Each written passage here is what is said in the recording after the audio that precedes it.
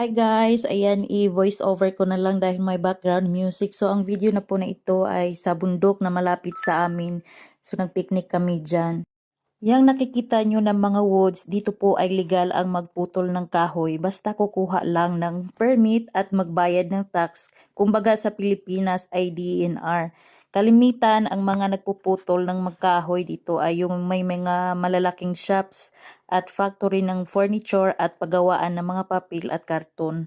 At pwede rin kumuha ang mga lokal dito ng kahoy basta kukuha lang din ng permit at safe to na area dahil bukod sa may mga nagbabantay, malalapad ang kalsada kahit hanggang tuktok na sa bundok may kalsada pa rin at may mga signage. Pag ganitong season na malapit ng mag-winter, ay maraming tao dito sa forest na to guys dahil maraming mushrooms dito na pwede mabibenta sa market. So mga lokal lang din ang kumukuha.